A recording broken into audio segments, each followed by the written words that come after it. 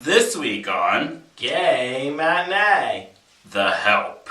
It's all free! Gay Matinee, where we go to the free movies on Tuesday and we come here and dish about it based on what we think. Hell yeah! The Help is a movie based on a best-selling book of the same title. It revolves around racial relationships between wealthy white families and the African American staff that work for them, cook for them, clean for them, and help raise their families. It's set during the historic civil rights movement of the early 1960s. On a scale of 1 to 10, how was the movie? I give the film a surprising high 6. It exceeded my expectations because the trailers were just so trite. I'd give it a 7.5. I thought it was good, not great. I thought that they would sort of stick their foot into going there, but not go there. Well, that's the genteel South, isn't it? Definitely a thinker with some fluffy moments, just for, sassiness and comic relief, and also a kind of sensibility. It was kind of both. There was a hearty cake somewhere in there, but it also had a lot of frosting on it. In your opinion, was the plot effective? Did it draw in the viewer?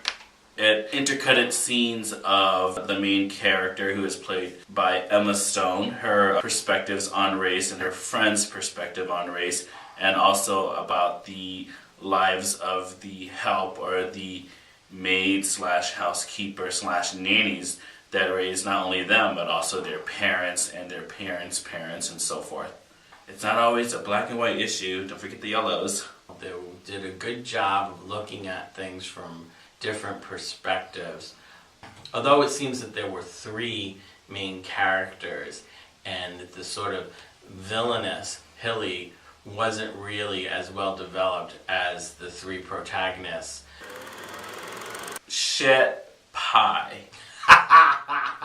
Absolutely. In the film, or was there something about it that you did not like, even though it had a lot of laughs from the mostly white audience, was when Skeeter changed the word coats to commodes in the newsletter and there were all those toilets on the lawn. I thought that was too contrived and really not that funny. For me, the worst moment was when the 3 women create this whole shit storm after they write the book. And then, of course, the one white woman hightails it out of town. And the 2 black women left holding the bag were like, oh, no, you go. We'll handle it. In terms of who sucked and who didn't, Emma Stone was good as usual in her role. Viola Davis, who played Abilene, she had very expressive eyes and she just sort of said more than she spoke with her demeanor and the way she acted. And the actress who played Minnie, I thought, had a lot of good comedic timing and her eyes were definitely as expressive as a Cavalier King Charles Spaniel.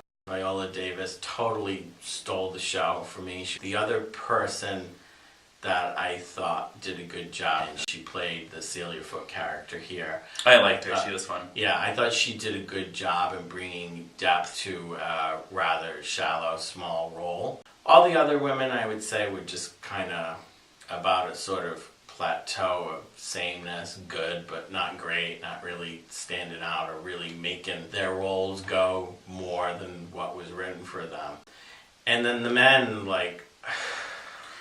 they were just talking heads. If you could change one thing about the movie, what would it be? I would change the promotion of it because I think fewer people will watch it because of the promotion. They need to pick one way to go. If they're going to go the fantasy route and write a fiction about women in the early 60s in the South who had the courage to write such a book, which apparently never happened, then if they're going to go that far off the reality grid, then they might as well go Hollywood all the way and have some kind of resolution where the villains get their comeuppance and, the heroes win in the end. And now it's time for our weekly segment, Did It Make Robert Cry?